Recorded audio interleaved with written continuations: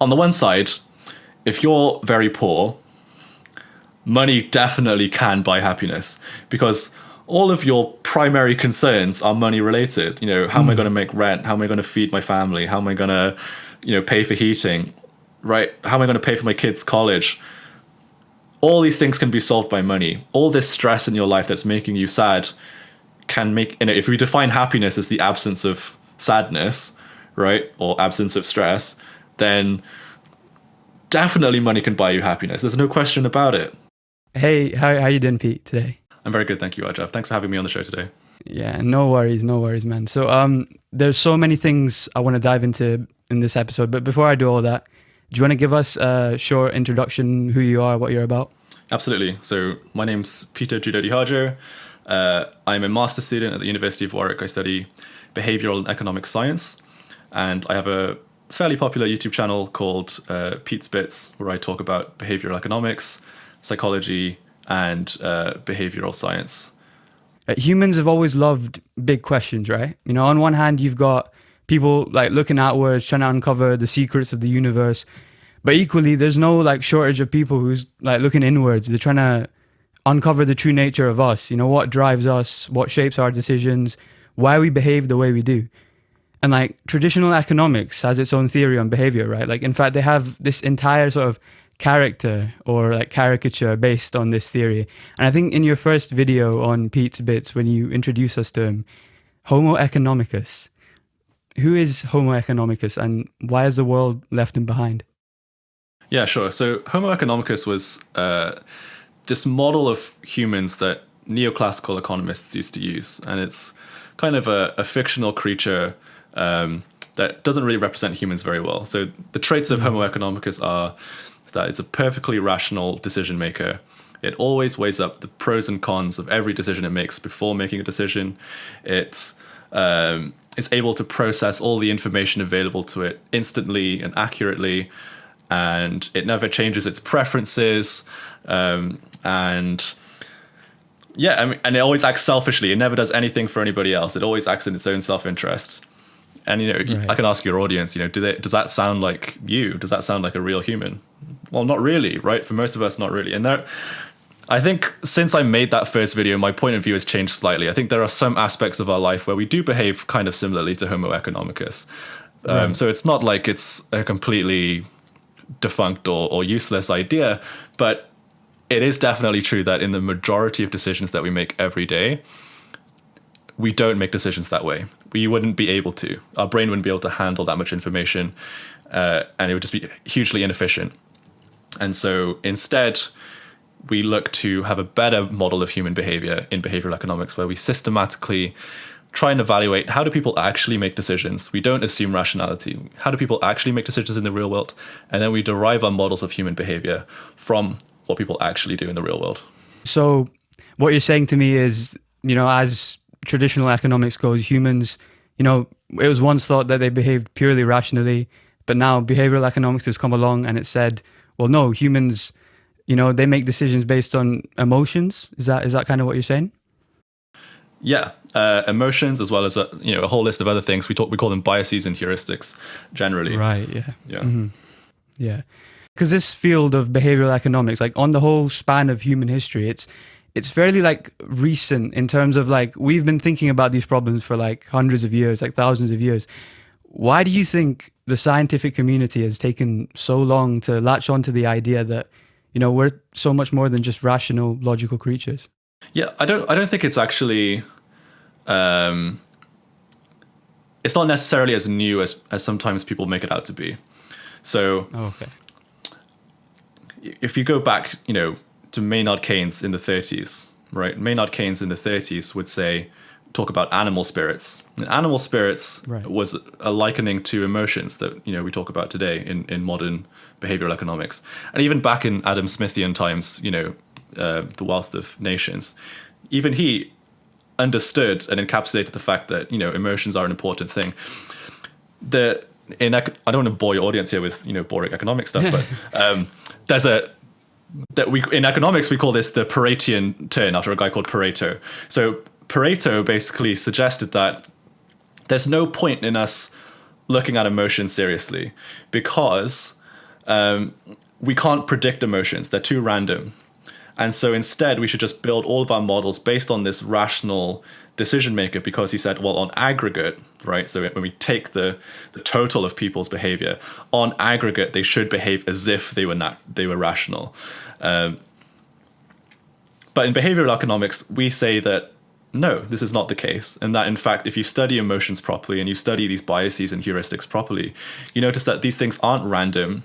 They're not too hard to calculate and incorporate into models. Instead, these things are actually very predictable, systematic. And so we can actually design better models, more accurate models, by incorporating them. And that's why we get the title of Dan Ariely's famous book, Predictably Irrational, because we're able to predict people's emotional decision-making accurately. Right. That's good. That's all good.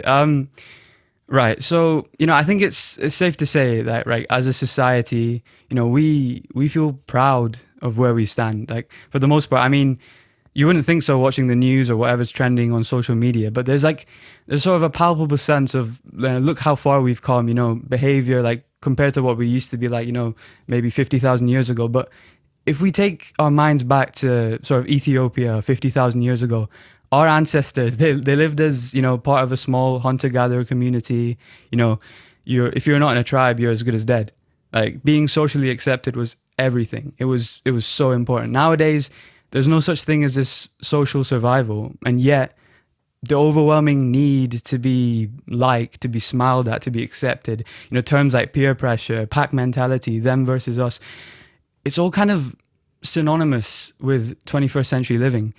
And, these behaviors, they haven't really seemed to change over time, despite society having advanced so much.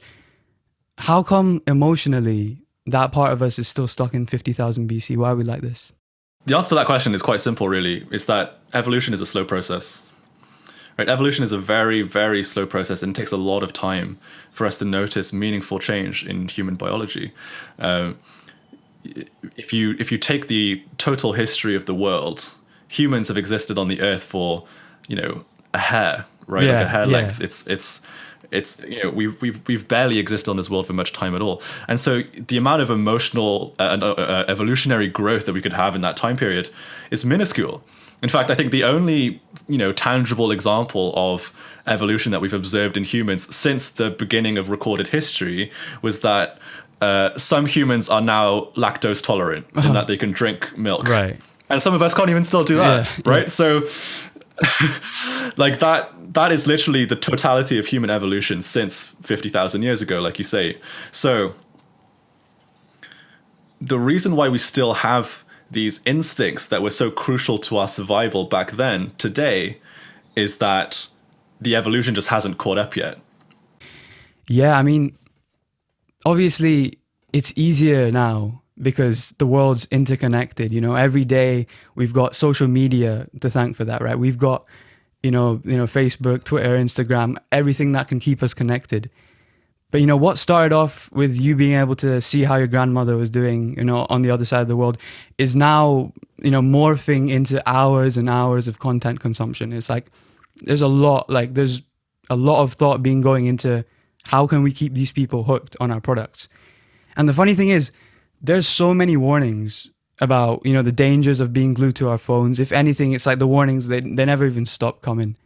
So, what are they doing over somewhere like YouTube to keep us coming back for more? How are they able to do something like that? Yeah. It's a funny question to ask me as a YouTuber, right? Like, what is yeah. like what is YouTube doing to keep you coming back? I want to start off by saying I don't think social media is entirely bad for human society, right? Like, I think there's a danger in popular media for us to sort of villainize companies like Facebook and YouTube and Twitter as being, these evil corporations. When in reality, there's research on this as well that shows that, people feel more connected when they use social media. People, feel like they have closer friendships when they use social media. So there's evidence to suggest that social media can be beneficial for us. The key is, how do we use it in a way that keeps it beneficial for us and doesn't venture into that harmful side? And so there are some tricks. There are definitely tricks that these platforms are using to keep us coming back. And you got to think, well, what is their motive, right, as a platform? Their motive is to get you to see as many ads as possible, because you experience the platform for free. And so they just want you to keep you on the platform so they can push more ads in front of you. And so everything about the app is designed to make that experience the easiest possible. And so, to give you a few features, for YouTube, there's something called Autoplay, right? It's a very similar thing on Netflix as well. So after you finish one video, the next one starts queuing up. In behavioral economics, we call this reducing friction, right? It's a default choice that's made for you. You don't have to choose what video you want to watch next. And by removing this decision from your experience of using the platform, you're actually more likely to stay on it, to watch another video, and hence watch another ad as well. So that's one example. And another example is like automatic logins, which we're all so familiar with now, right? So, when we have dedicated apps on our phone for Facebook and Twitter and all these social media apps. And the reason why we have that is because it makes getting into the app so easy. Like one of the biggest friction points for getting people to use your app is the login. Imagine if you had to log in every time you had to use Facebook, or log in every time you had to use Twitter. It would slow you down so much. So these are just sort of very simple examples of reducing friction in the user experience to get people to come back and use the platform repeatedly. Yeah, one of these, relating to what you said, one of these observations I made recently is like, I noticed Instagram has started to say, look, you've all caught up. When you've reached sort of the end of your feed, do you know what I'm talking about, right? Like when you've reached the end of your feed, it says you're all caught up. And, prior to this, I was thinking, social media, like if their whole thing is to keep you hooked, I was just thinking like, isn't it a bit counterintuitive for Instagram to suddenly say, oh, look, you've all caught up. You can go now. You don't need to see this, So I was kind of thinking that. Do you have any thoughts on that? Or? Yeah, but perhaps this is Instagram showing its humanity. Right. I would encourage social media platforms to use interventions like this, where they deliberately show you, okay, maybe you should stop now. Maybe you should take a break from the platform now, because it's not like they're not getting enough usage as it is. But the thing with an intervention like that, right, is that it's actually unlikely to have significant effect on people's actual use of the platform. And the reason for that is because it doesn't actually add any friction to the behavior, right? So the behavior is you log into the app, you scroll, and by Instagram coming up with this notification, it doesn't actually stop the scroll from happening. Like you can still scroll and see the older posts, right? It doesn't provide much of an exit point for you as a user to disengage from the app. And so what we know from habit science is that when these habits are formed, and people tend to have very strong social media habits these days, they will continue to use the apps regardless of whether there's anything interesting to see or not. That's kind of the key point. It's because our brain has basically made this connection that sometimes there's something interesting when we scroll. And so it keeps us scrolling again and again, hoping that maybe something interesting will come up. But even if there is nothing there, we still continue to do it just in case there is something there. And so whether there's new content or old content we've seen before or not, Instagram and Twitter and all these platforms will keep us scrolling on them regardless. And an intervention like that, just a little checkbox saying you've all caught up, is I would predict, has very little impact on people's use habits of the app.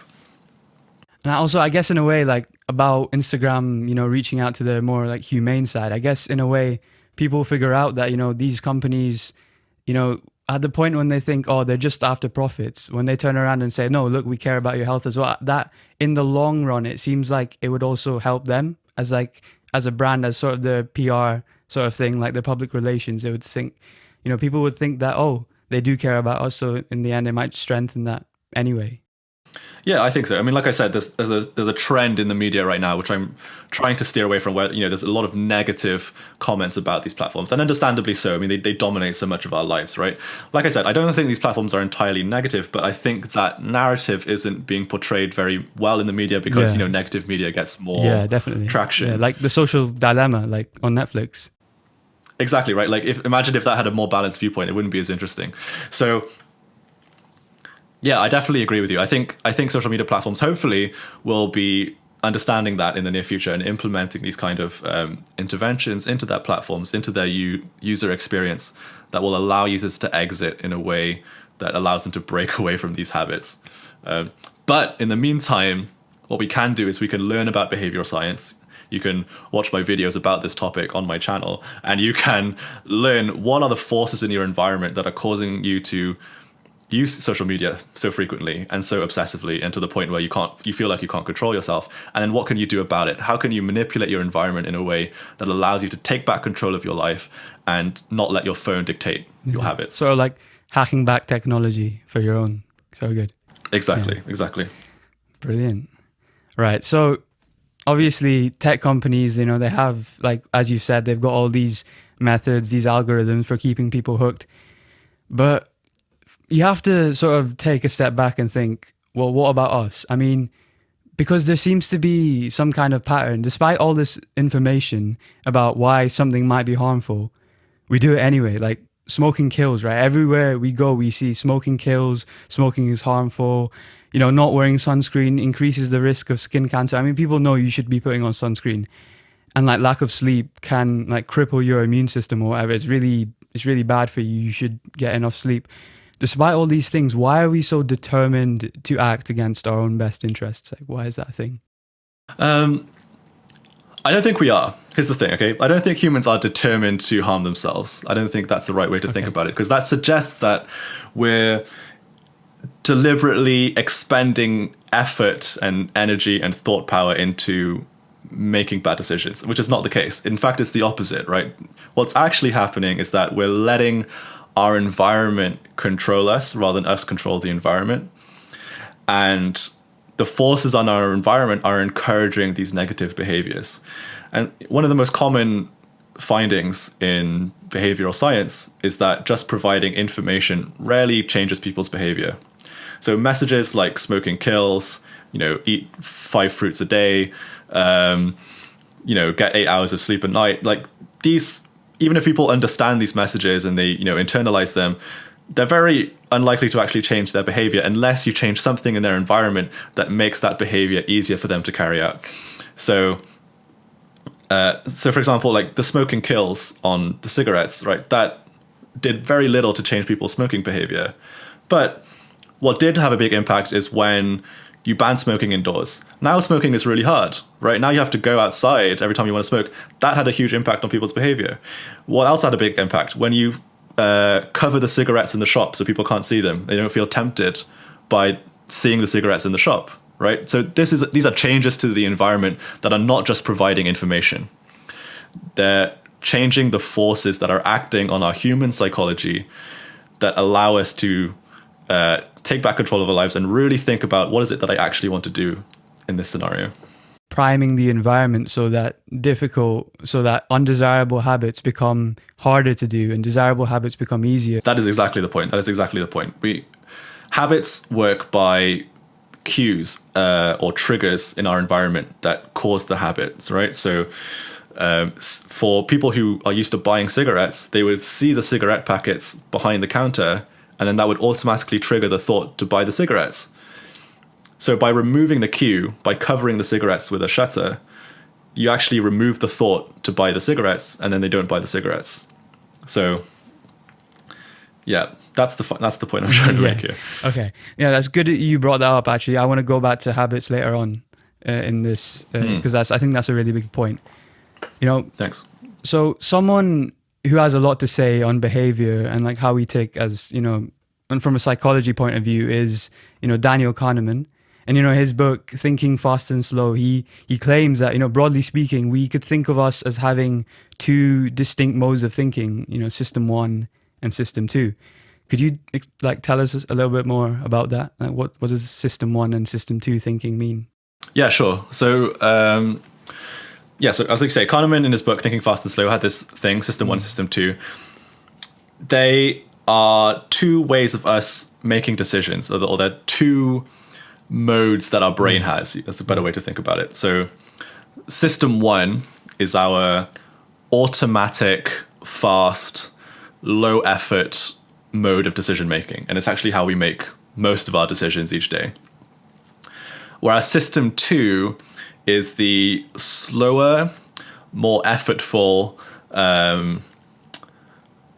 more deliberative way of us making decisions. And it requires a lot more brain power to use system 2. And so we use it less frequently than system 1.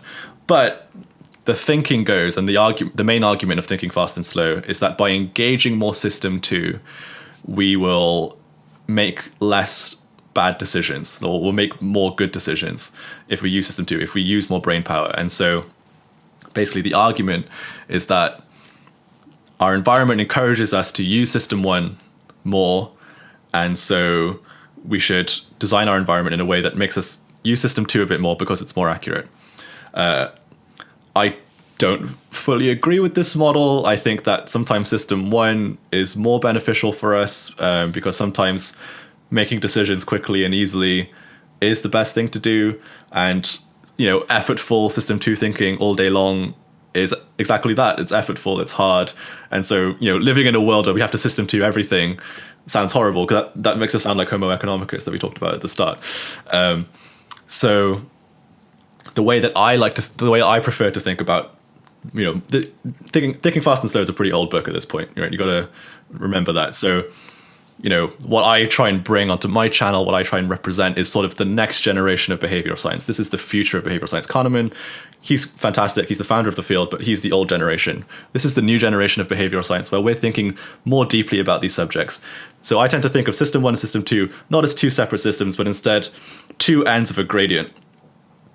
Okay, so there's decisions that require less cognitive effort, and there are decisions that require a lot of cognitive effort. And there's also all kinds of in between. And depending on how complex that decision is, how many times we've made that decision before, the forces in our environment that are, either helping us or holding us back from making the right decision, that will change the amount of system 1 or system 2 that we're using. But they're not sort of exclusive systems. That's not the right way to think about it. And our more modern understanding sort of supports that theory better. And I also think that, like I said, system 2 isn't the best all the time. And there's another guy who's not as famous as Kahneman. He's called Gigerenzer, and he talks about our biases and our heuristics, rather than being bad decisions, he calls them fast and frugal, which means that we make the decisions quickly, but also accurately. And for a lot of decisions, quick and accurate decision making is better. But that's a whole podcast episode in itself. So yeah, but that's my thinking. Yeah. Well, yeah, I suppose anytime you try and simplify, system 1, system 2, I'm sure in a topic as complex as psychology or like behavioral economics, it's, just grossly oversimplifying things doesn't really get you to the down and what's actually happening as well. So I guess that's another thing. Yeah, absolutely. And so, I mean, I don't want to get too, again, I'll try to keep it, not too complicated right now for the podcast, but yeah, definitely, system 1, system 2 is probably an oversimplification, but it's not to say that it's not useful. It's a very useful way to think about the brain for most things, and it can help you interpret your world and the decisions that you make in a way that will be more beneficial to you. And so it's kind of it's the first model that behavioral economists like to use, and for most things it works fairly well. Yeah. Well, that's great. Okay. Now, for this sort of section, I kind of want to talk to you about more sort of personal YouTube live stuff, right? So, in particular, decisions and habits. They're pretty big keystones when it comes to like behavioral science. What is your earliest memory of a decision that's had a significant impact on your life? What would you say that if you had to pick one thing? Like of a decision that's had an impact on any decision. Yeah. So yeah, any decision that you that you feel has had, it can be a standalone one, or it can have created a ripple effect sort of thing. What do you think? I guess starting my YouTube channel. Right.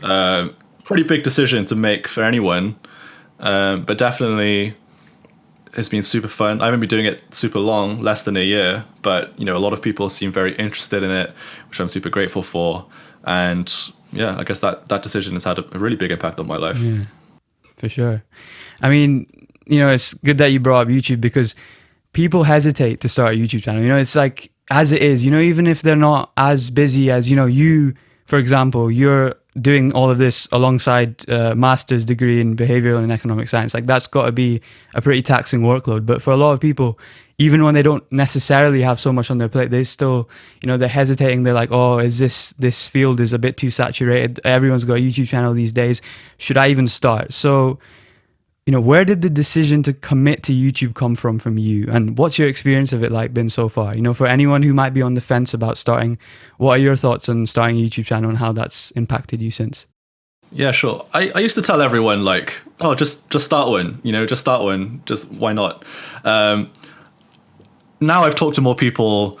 I don't give that advice anymore. I say, some people have legitimate reasons for not starting YouTube channels. Like if you are genuinely too busy, then you don't start a YouTube channel, because nurturing a YouTube channel is like raising a baby. Like it requires a lot of time, a lot of effort. It requires a lot of attention. Basically dominates my entire thought process throughout the week is thinking about YouTube.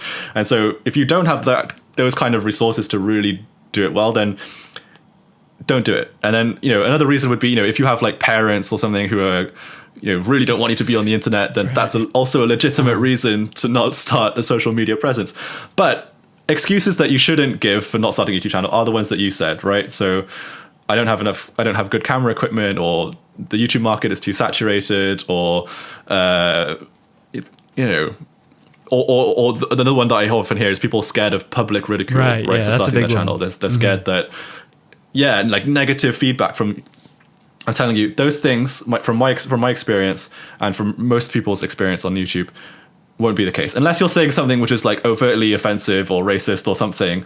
Right? No one's going to hate you if you start a YouTube channel, right? Like the worst thing that could happen is that people ignore you. That's the most common scenario. In which case, you haven't lost anything. You just put a video out on the internet, nobody watched it. Okay, great.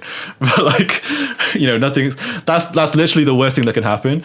And the upside of having a good YouTube channel is so big that you're kind of silly to let that small downside hold you back, because even with the limited success that I've had on the YouTube channel so far, I get invited. I'm doing podcasts with you, Arjav. I'm doing podcasts with other people. I get interviews. I've had jobs, even though my channel's not even monetized yet. But I've earned money indirectly through my YouTube, because people discover me through my YouTube channel, for example. And like me. So I've discovered you through. Right, exactly. So people reach out to me. I get they pay me to do work for them, and they wouldn't have known about me if I didn't have the YouTube channel. So in my opinion, this is the new economy, right? Like this, if you really want to get if you want to differentiate yourself as somebody in the job market, this is the best way to do it. Social media presence is the best way to do it. And so just find a subject that you're passionate about. Like I just happen to be really passionate about behavioral economics and behavioral science. So I made a YouTube channel about that. Find a subject that you're passionate about. Even if you think nobody else cares, I guarantee you somebody cares, because there's 7 billion people in the world, right? That's so many people, right? PewDiePie is the biggest YouTube channel, and he only has 100 million subscribers, right?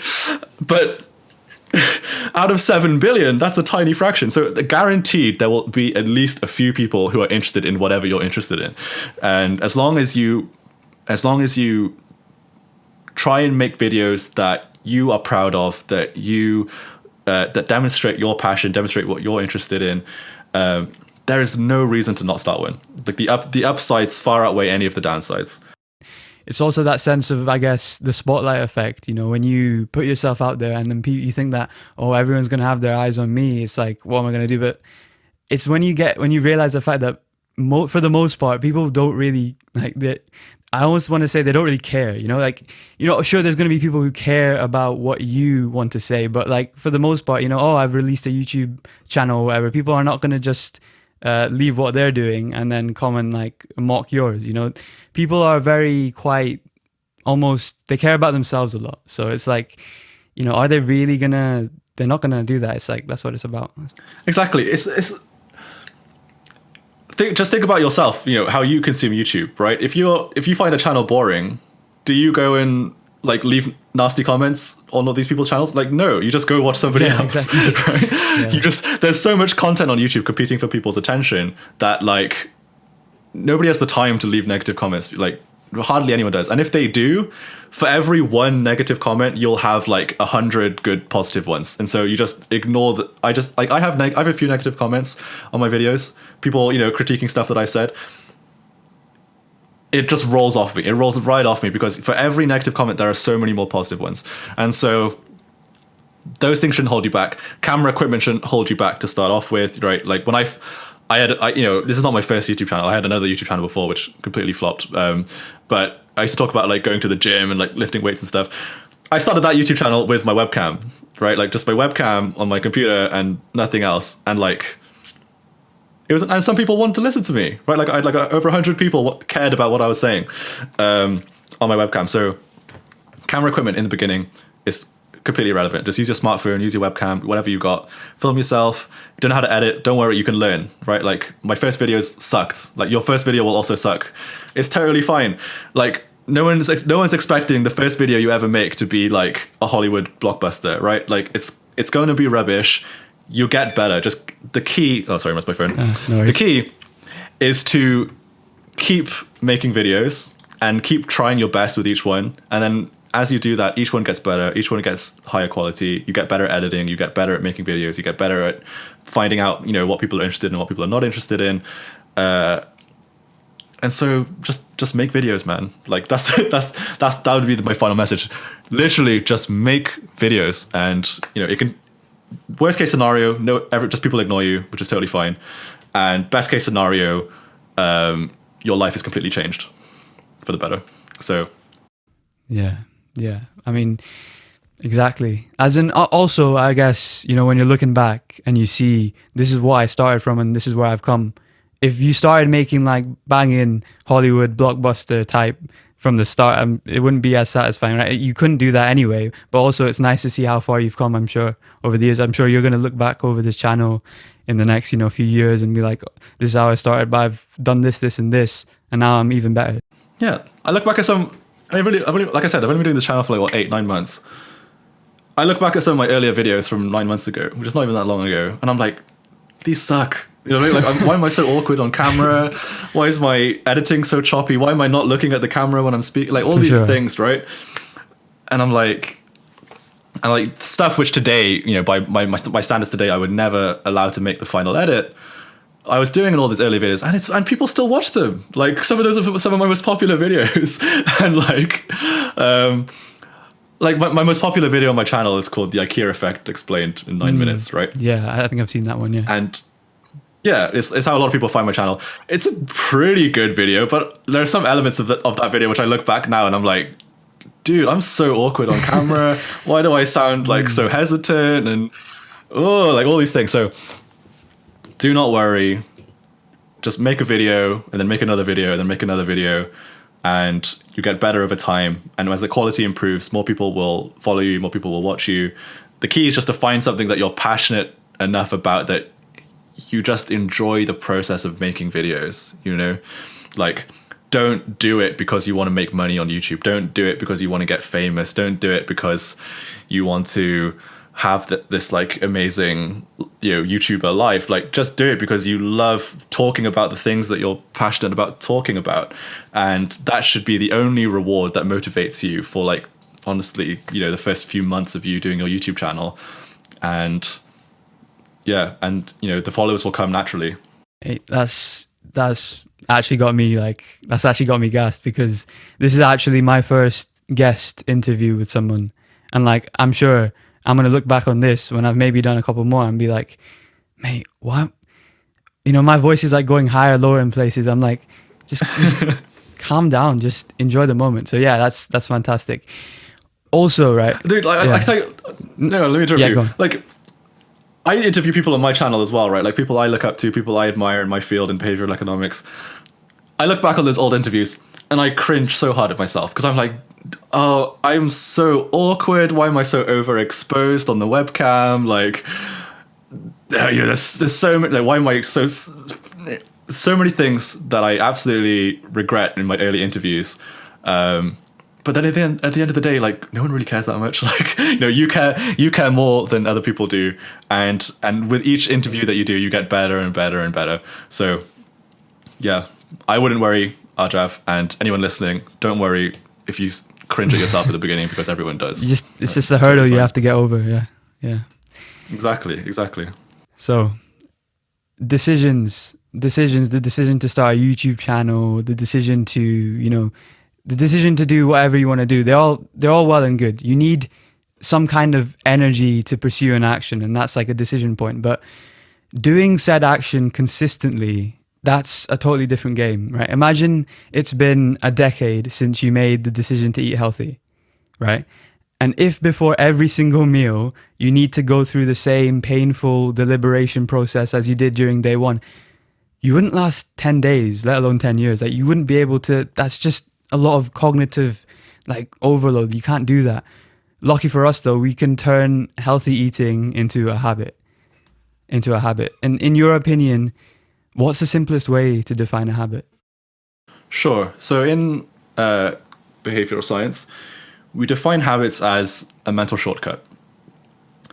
So what it is a connection between some cue in your environment, the behavior that you did in that environment, and the reward that you got from doing that behavior.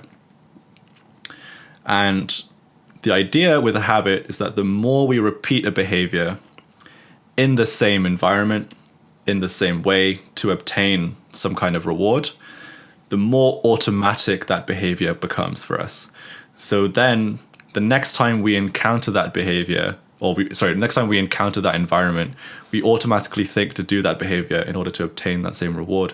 And we don't have to do that deliberative process that you were just talking about, because our brain remembers that doing this thing is good for us.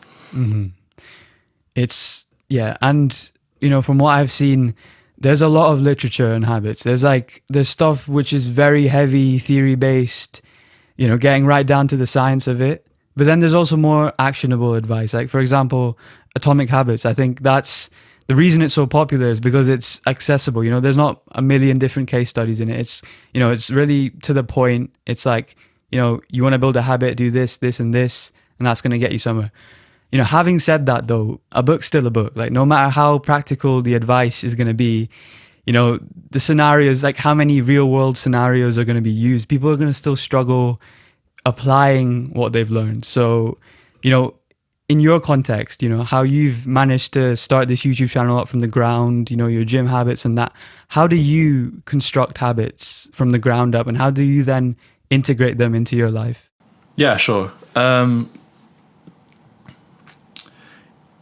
The best way to do this is to reverse engineer a habit, right? So there are some behaviors in our life which automatically become habits because they're automatically rewarding, and they're also, they're just fun, right? Like fun things, we just tend to do them repeatedly.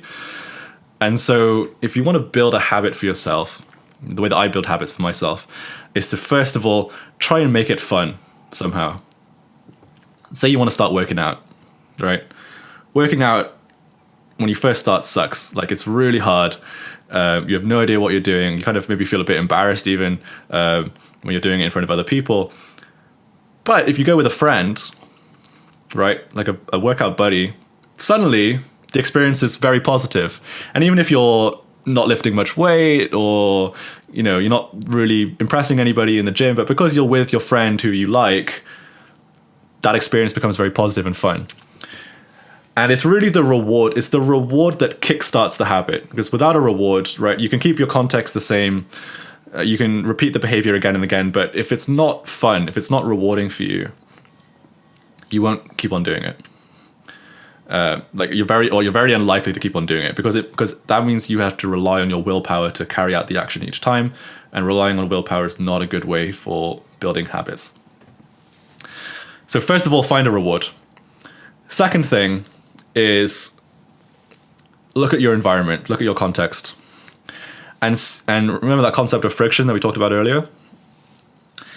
Think friction is the most useful term in behavioral science because it can make you understand what are the things that are slowing me down or stopping me from engaging in the behavior that I want to engage in, and what are the things that are facilitating that behavior and making it easier. So if it's a bad habit you're trying to break, add friction.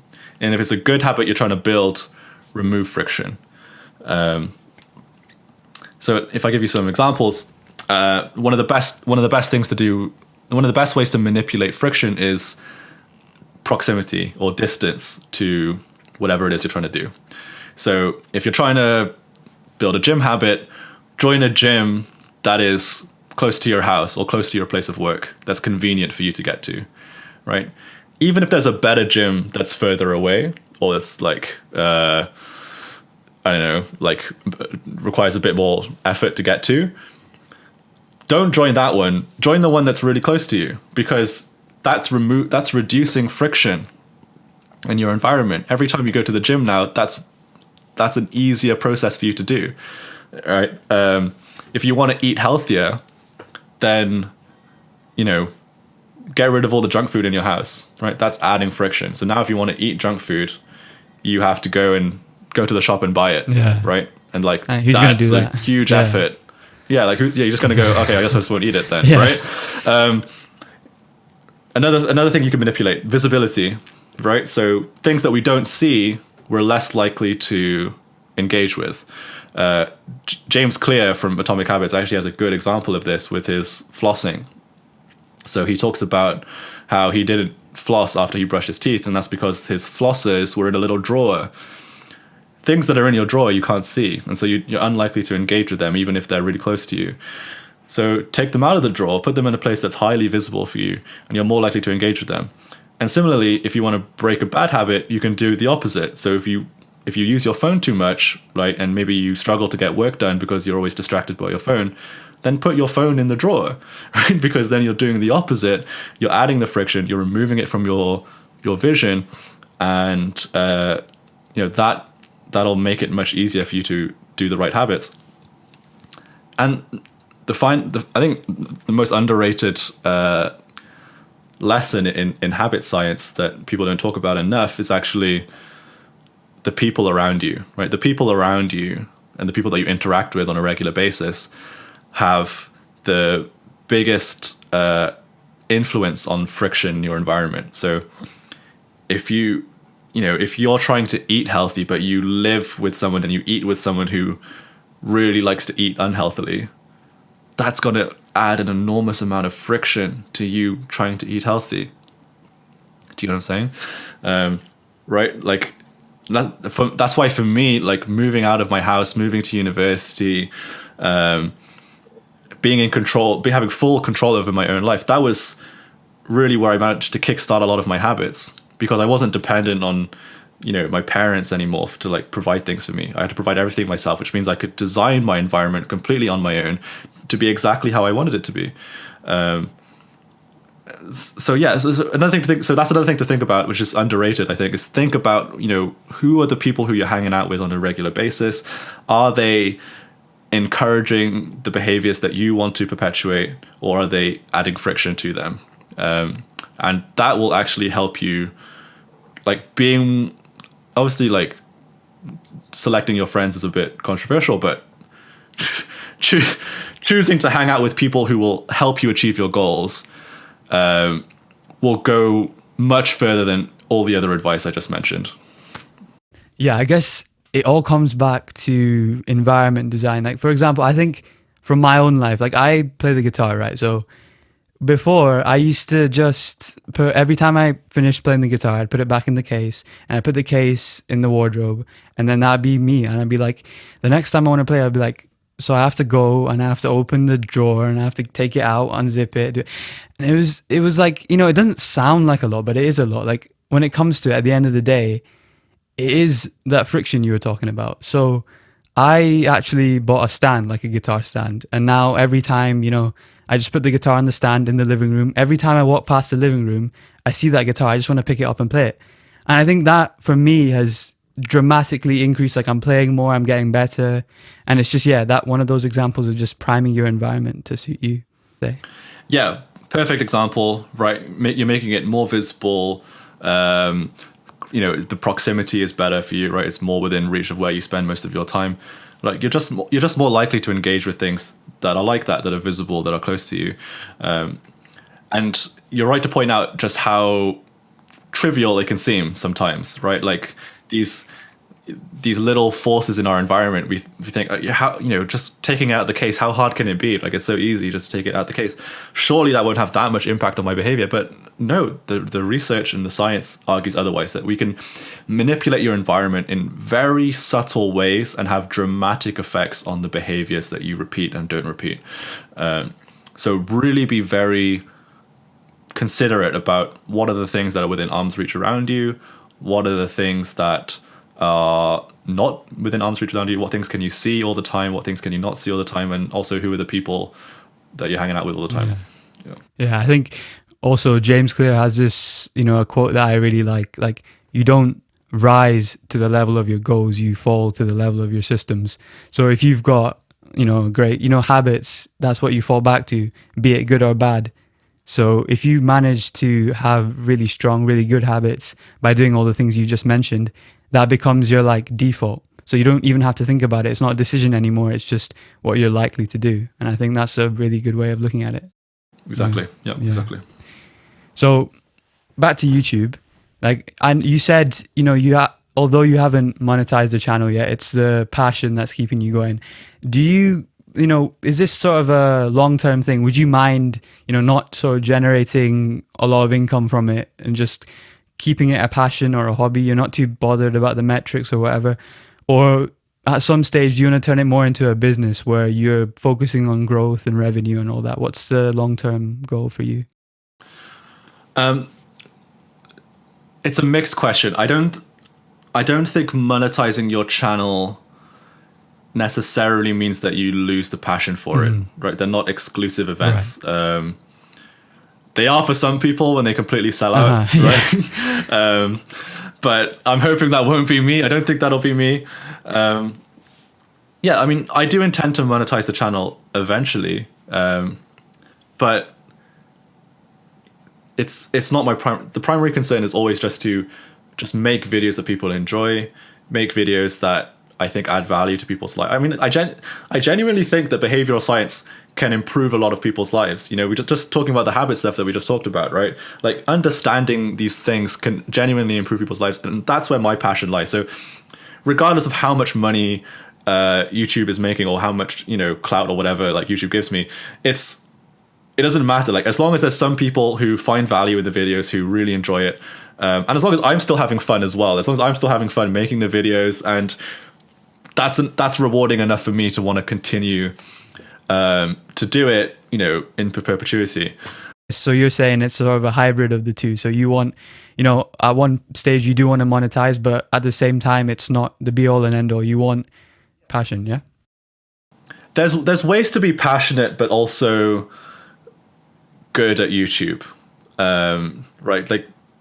They don't, like I said, they're not exclusive things. So some people say never look at the metrics. I think that's bad advice, because the metrics can tell you a lot about your channel, right? And they're very detailed, actually. If you really delve into metrics, they're very detailed. For example, you can see I'll once every few months I'll go through my last 15 or 20 videos, and on YouTube will tell me the majority of your viewers dropped off watching your video during these segments. And so I just watch all of those segments back, and then I just don't do any of those things ever again, right? Because I'm like, well, this part is boring, this is boring, this is boring, this is boring. You want to entertain people, and you want to provide value to them. So you can use metrics to help you do that. But being obsessive over metrics is when it gets dangerous, and that's when it can, harm your mental health and stuff. So always first focus on making content that you're passionate about, that you're proud of, and then use metrics as a way to continue to do that, but in a way that's also engaging for other people.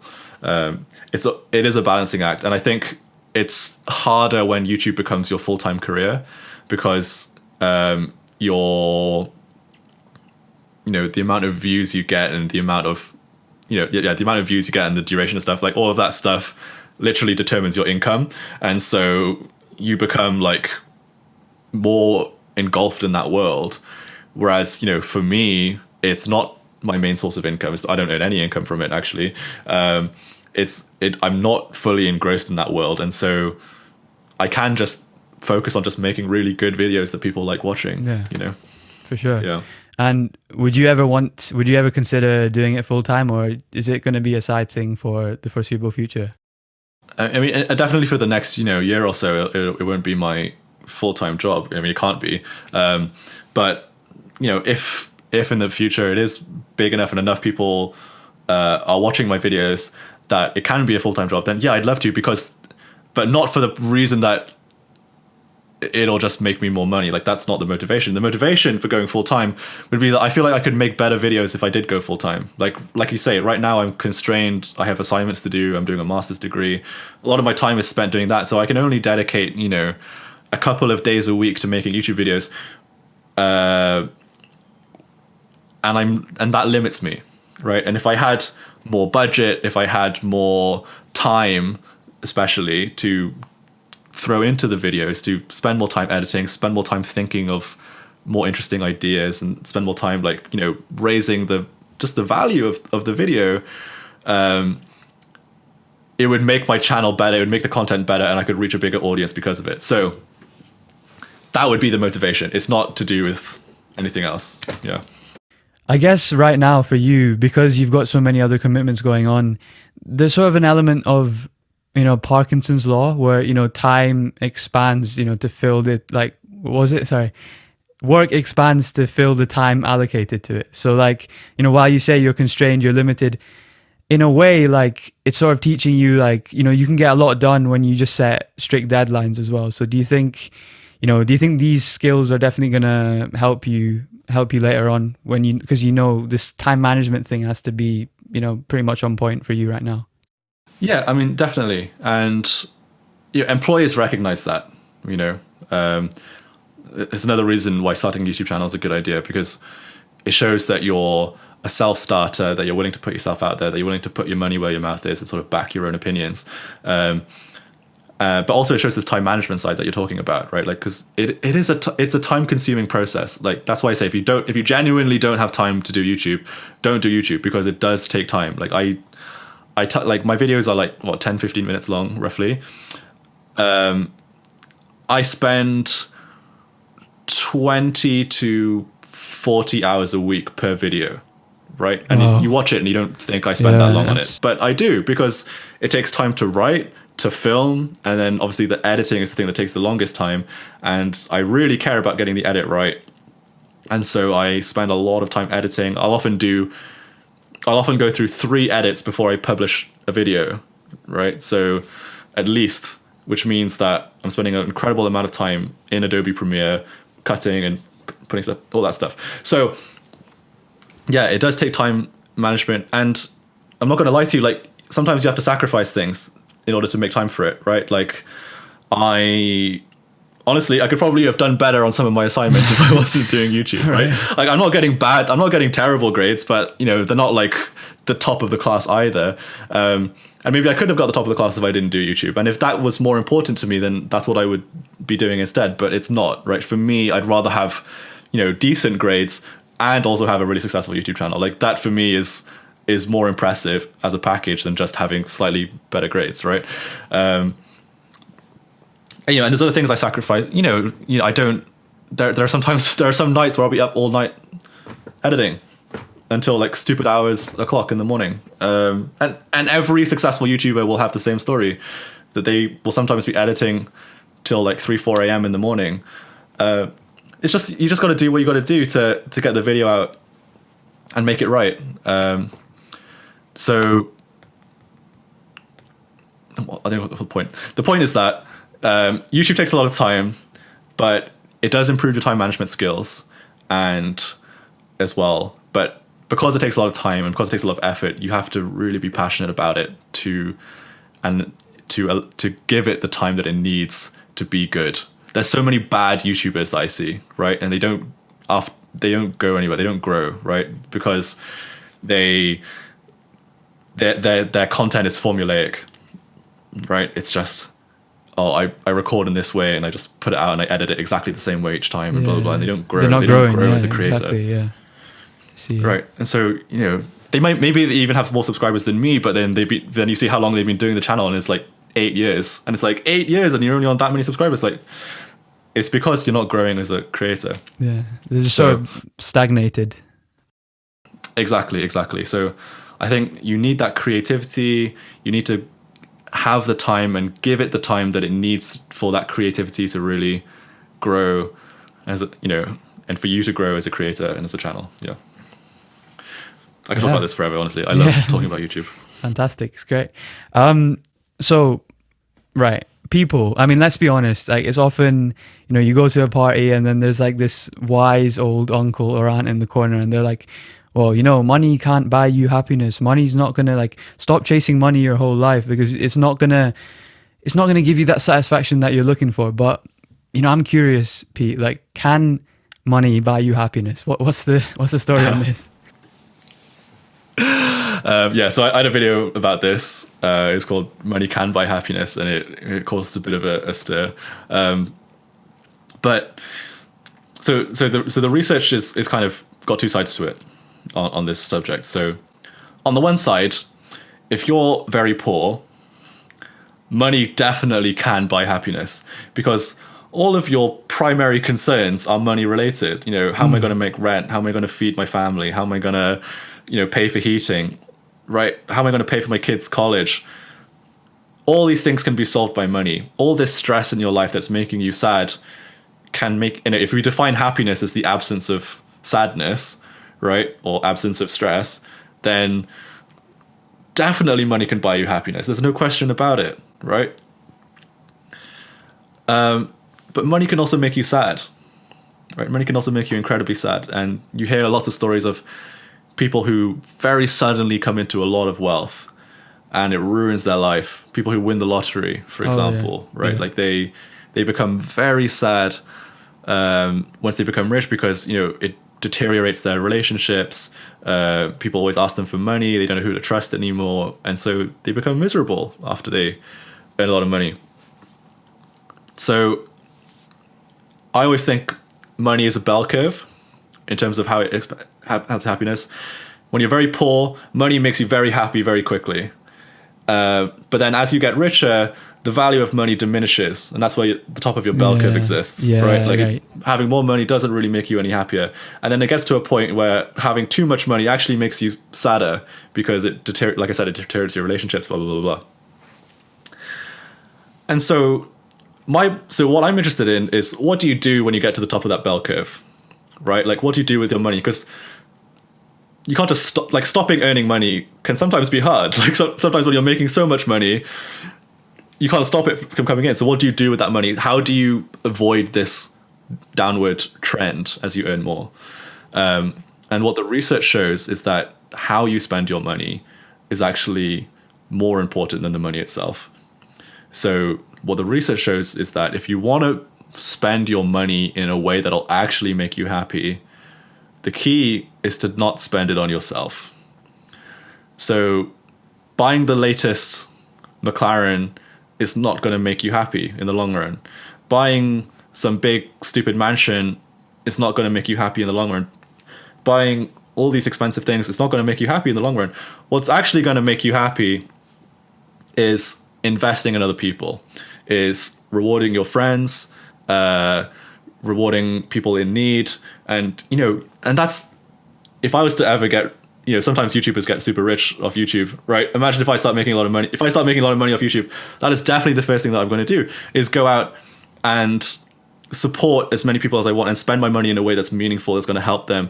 And it's okay to say that I'm doing it for selfish reasons. It's okay for people to say that they're doing it for selfish reasons, just to make themselves happy, because at the end of the day, you're still helping people, right? And those people are the poor people that we talked about that really need the money that would improve their lives in a significant way.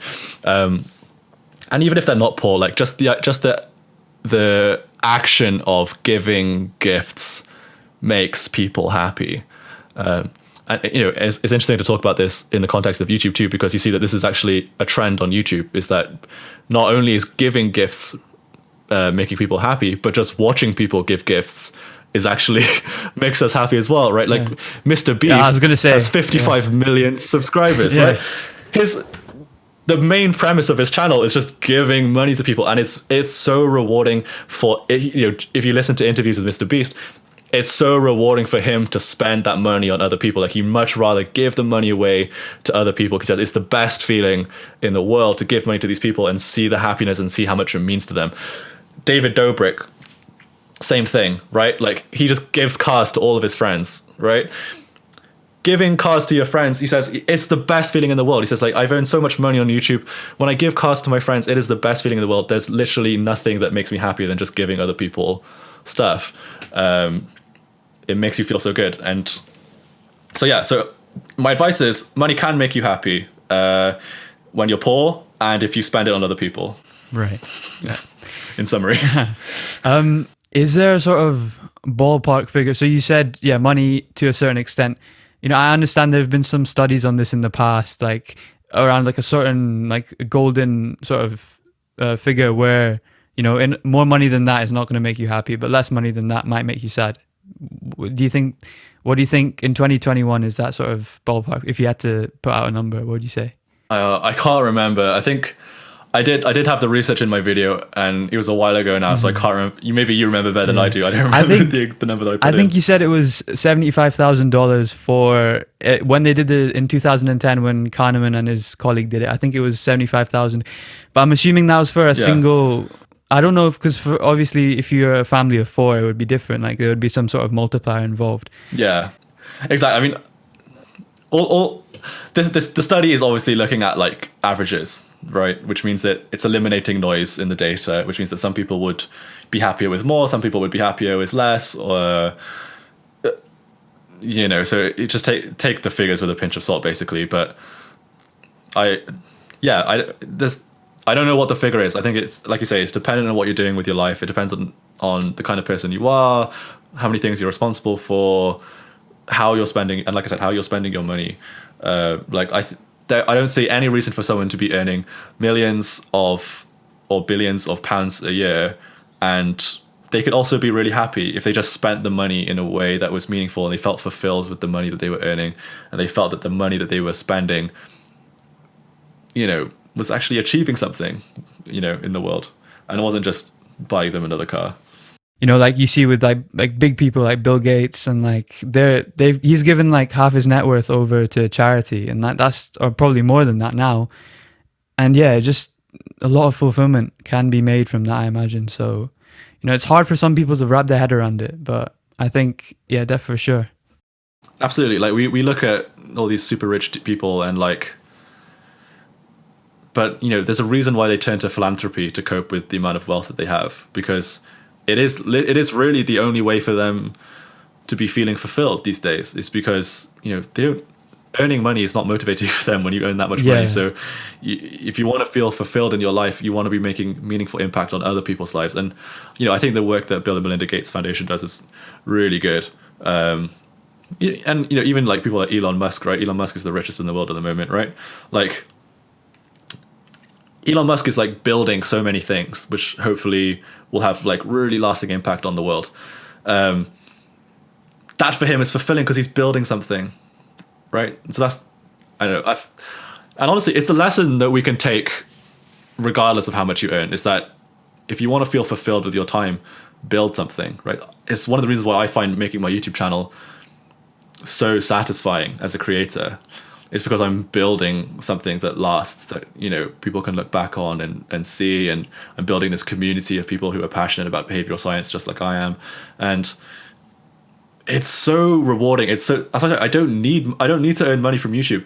Just doing YouTube is rewarding in itself, because just that process of building something that you're proud of is so inherently rewarding. You're doing them a service, and that feels great. Yeah. Yeah, it feels amazing. It honestly, it feels amazing. Mm-hmm. It's great that you brought up Elon Musk, because yeah, I'm a huge Elon Musk fan, and in particular, right, I'm quite big on AI. So I'm not sure, I'm not like 100% sure, but in university, I want to pursue like AI, artificial intelligence, but I'm really interested in the intersection between AI and psychology and neuroscience. And I'm thinking, in like 100 years' time, when AI is going to have even more of a hold on, you know, us, on how the world runs, distinguishing between human and machine is going to be really quite difficult, because on one hand you've got machines becoming more and more like humans, and on the other hand you've got humans becoming more like machines. Like if you leave your phone when you go out, it's like missing limb syndrome, you know what I mean? Like it's just, people depend on these technologies a lot. How do you think the field of behavioral science is going to have to grow and adapt to keep up with unprecedented leaps in technology? Yeah, great question. It's obviously making predictions is always hard, and it's probably going to be completely inaccurate. But I can tell you the trends that I'm observing already in the world that I think will just continue to grow as sectors in behavioral science. So, firstly, there's a big trend looking into how we interact with the apps on our phone and how that is affecting our behavior. This is one of the biggest, most active areas of behavioral science at the moment, is just looking into how apps affect our behavior. You know, and I talk about it in relation to habits quite a lot on my channel, but there's other areas as well. You know, like you're looking at companies like, not just social media companies, but companies like Spotify, Headspace, Plum, Free Trade, like all of these companies that people have apps on for their phone, they have behavioral scientists in their team. Yeah.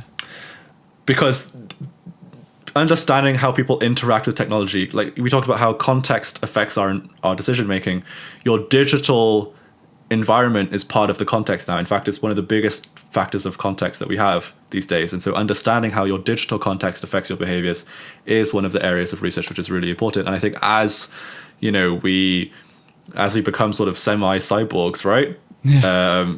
Understanding how the technology that we're interacting with, we're kind of already cyborgs already, but when we have more like wearable technology, for example, like how that environment interacts with us is going to be really significant. I think if I was to make a prediction now, I would say that the biggest challenge for behavioral science in the next, 20 to 50 years would be how to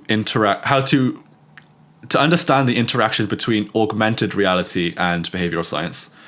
So augmented reality is when we're able to superimpose digital content onto our real world vision, right?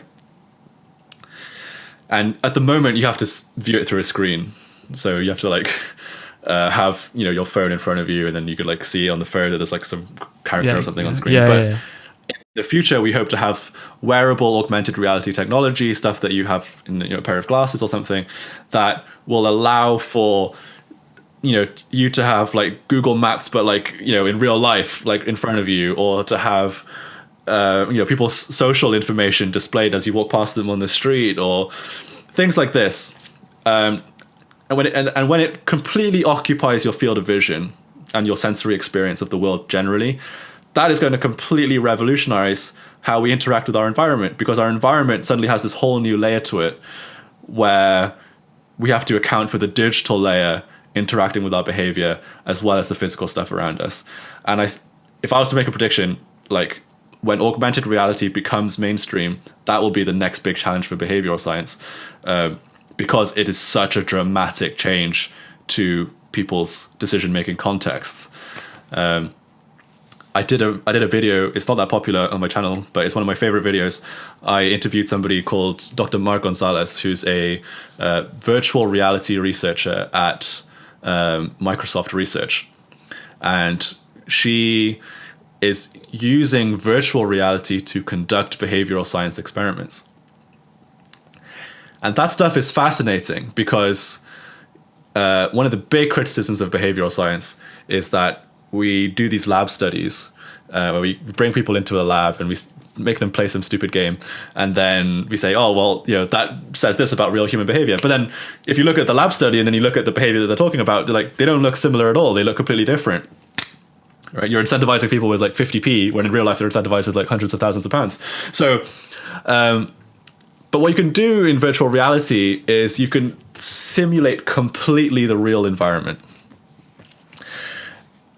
virtually. And so you can literally put people in the exact position that they would be in real life, but without all the real life stakes, and then just see how they behave.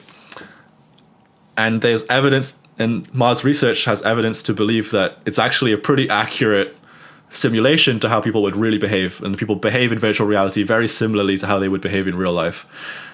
And in my opinion, that's where behavioral science needs to go, because that's going to open up whole new layers of research for behavioral science where we don't have to do these stupid games. Like, you want to find out how people invest in the stock market using behavioral science, just put them in a virtual stock market and see how they behave, right? If you want to see how your nudge will, I don't know, get people to talk to their coworkers more, then put them in a simulated office with that nudge in place, and then see, do they actually talk to their coworkers more? And you don't have to come up with these clever little games anymore. Like, you can just literally just create the whole environment in virtual reality and exactly make it applicable. So that's another future direction for how technology is changing the world of behavioral science. Just hearing about it sounds very like Black Mirror-y stuff. You know what I mean? It's just very... I get, like, there's lots of people who are skeptical about AI and how that's going to impact our lives, but I'm one of those more like optimistic people who thinks that, you know, this technology paired with human behavior, whilst it's something to definitely monitor, you know, the ethics need to be regulated, I think it's going to do us a whole world of good. Yeah. I made a little Instagram TV video, I don't know if you saw it, about AI. Right. I don't think I've seen that one, no. Okay, so it's fine. What I talked about in that video was that, in my opinion, I don't think we're very close to AI resembling human brains remotely. And my reasoning for that is that at the moment, AI kind of works like Homo Economicus. Yeah. So, you know, just like I said, Homo Economicus processes all the information as fast as it can, and then spits out an optimal decision. And what we know, and the reason why Homo Economicus doesn't exist in real life, is because that system is incredibly inefficient. Right? It requires a huge amount of data, a huge amount of processing power, and then a very tiny amount of inference. And that's kind of how AI works at the moment. We feed it with these huge data sets, and we have to have super fast computers to process all of that data in any way that's, you know, efficient. And then the result we plop out is like, meh. You know, it's like it's like sometimes it's like decently accurate. Human decision-making, heuristic-based biased decision-making, system one decision-making that we talked about earlier, that is more how humans make the majority of their decisions, and we don't yet have a way for AI to replicate that. We don't yet have a way for, you know, to the level of complexity that humans do. You know, in the way that humans can, you know, very quickly make snap judgments, can process their environment extremely quickly, and make decisions based on memory, based on habit memory, and all these kind of semantic pieces of information. AI doesn't have any way of doing that at the moment. And so until we have that capability, I'm not worried that the AI research is going to be looking like anything like Terminator or any kind of singularity, because it's just, you know, you're basically building Homo Economicuses, and, you know, that's going to require so much processing power that we're nowhere close. Absolutely nowhere close. They could just circumvent I mean, I suppose, because if you're trying to replicate how humans behave, right, that's a long way off. But if AI sort of circumvented it by, you know, not necessarily adopting the human mindset, but like sort of doing it but their own way, could they reach similar results, or do you have to follow the human process? If you're trying to recreate a singular process that a human does, then yeah, right, you can do that accurately using AI. The classic example is bouncing a basketball, right? Like, if you try to create a robot human arm to bounce a basketball, it wouldn't work very well, because, you know, it's just the mechanics of it are too complicated. Whereas if you know, just had like a machine that like just bounced the ball, like a flat piece of metal that just kept going up and down and bounced the ball, that would work better, and in theory could accomplish the same function as what the human was doing. But that depends on how you're defining your function, right? Like, if you define your function so narrowly that the only goal is to bounce the ball, then okay, technically you fulfilled your function, but that's not how humans work, right? Like, if you want to create artificial humans, you can't define the function so narrowly. That's like saying that the only purpose of a doorman at a hotel is to open doors. And so if I make the door automatic, then that's the same as a doorman. Like, no, it's not, right? Doormen they add value to the hotel, they add security, they signify wealth and appreciation, they welcome people into the hotel, right? So yes, they also open doors, but they do a whole bunch of other things too. And so I think that's kind of where the problem is. And, you know, people are like, oh, look, AI can do this one thing that humans do, and it's really similar. And it's like, okay, great, but they can't do anything else though, can they? Like, humans are so complicated. It's what you'd call... It depends. Like, sorry, go on. Sorry. Yes.